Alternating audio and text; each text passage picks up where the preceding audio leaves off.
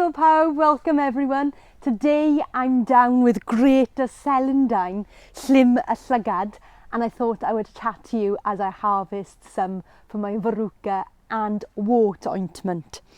So, Greater Celandine, which I sometimes mistake for calling Major Celandine because the Latin Chelidonium majus, and the Welsh name Llym y Llygad, and sometimes you'll see it as Llygad Llym or Llym Llygad, which basically means sharp eye, and another name, because names vary in different parts of Wales, is Dilwydd.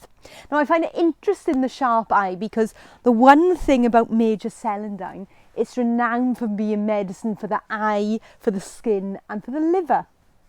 And the eyes are said to be the orifice of the liver. Now Greater Celandine is, here in the UK, a Schedule 20 herb. And what that means is it has the potential ability to be toxic.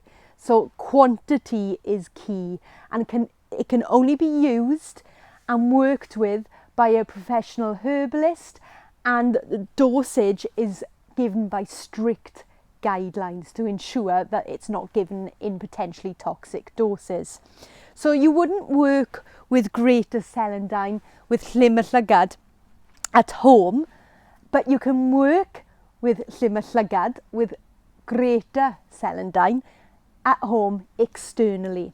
And that is why I brought you down here to meet Greater Celandine. Now, the one way you can identify Greater Celandine is when Greater Celandine's in flower.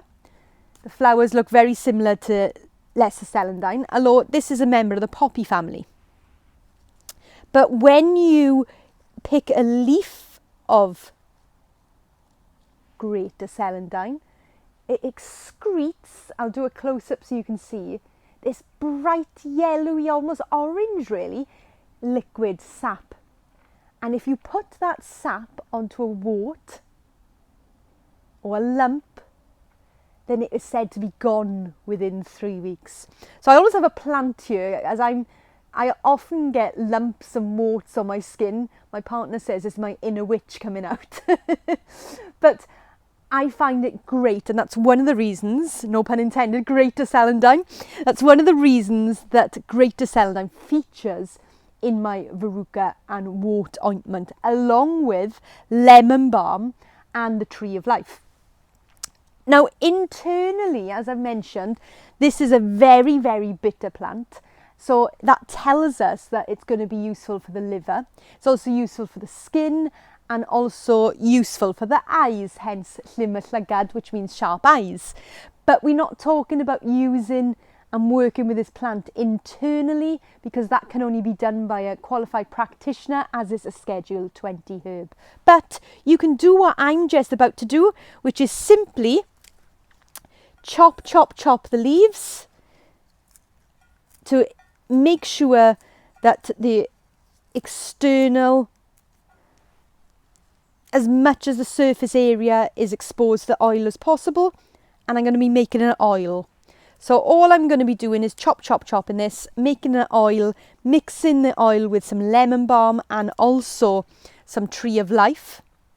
And I'm then going to be turning this into an ointment. So Greater Celandine is a great one to have in the garden.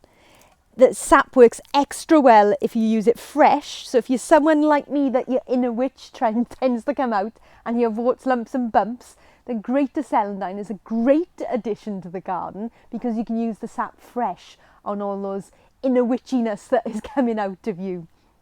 So hopefully this has inspired you to take another look at Llym y Llygad, at Greater Celandine, and possibly get one in your garden.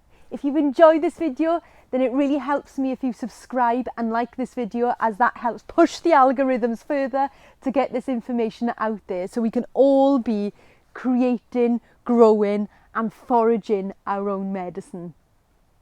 Diolch am gwylio, thank you for watching, and I'll see you all soon.